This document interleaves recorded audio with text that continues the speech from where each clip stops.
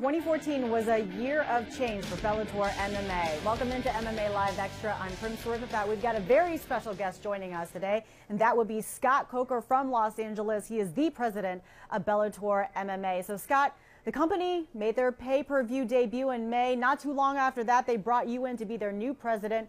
You've been in your position now for about 6 months. So how would you assess a company now compared to when you first arrived? Boy, that's a great question. I mean, we made a lot of changes. As you know, Bellator traditionally was a tournament format where they did tournaments every week or tournament fights in different cities across the country. And then we changed that because I really felt from my past experience that big super fights are a better format than the regular tournaments that they were doing. So we had a few staff changes, brought in some big fighters, got away from the tournament format, and now we're ready to roll for 2015. Talking about comparing experiences, what's the difference between running a company that you founded and started from the ground up in Strikeforce to just assuming some of these responsibilities of another company in Bellator?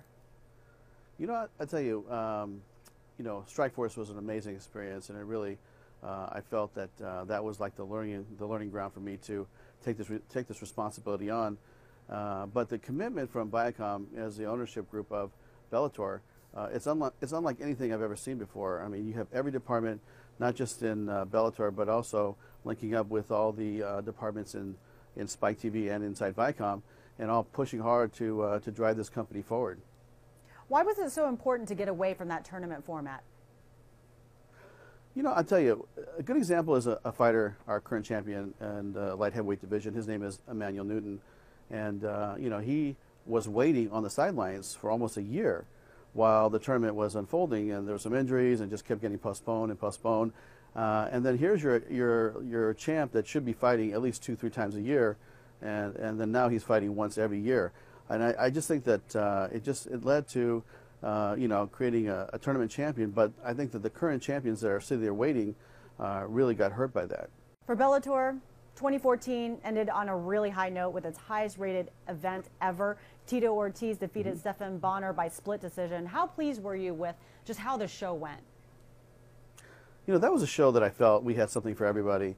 We had the Legends fight with Ortiz versus Bonner, and we had Melvin Manoff fighting Joe Schilling.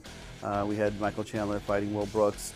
So we had hardcore fights for the hardcore fan base. We had something for the kickboxing community.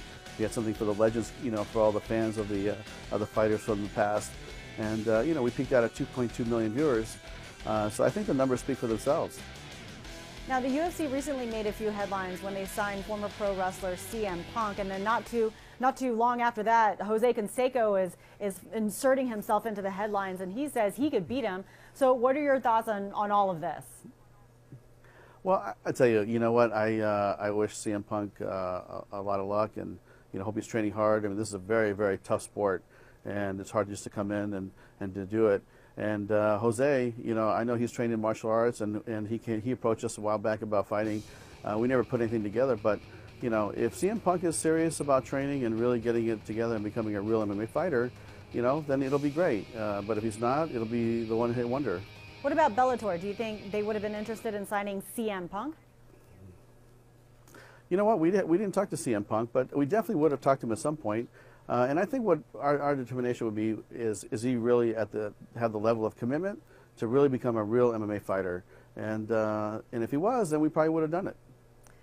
Final question, switching gears here. The UFC also announced a deal making Reebok their exclusive uniform supplier. So how do you think this will change the sponsorship business in the fight game?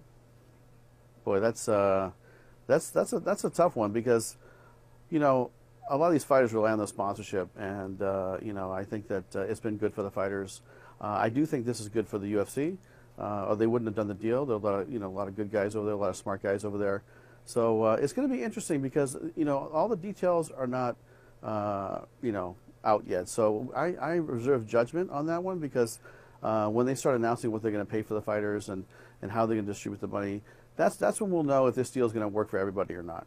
All right, for more news from Bellator and the rest of the MMA world, keep it logged on to our MMA page right here on ESPN.com. I'm Prim Swerfat. Thanks for watching MMA Live Extra.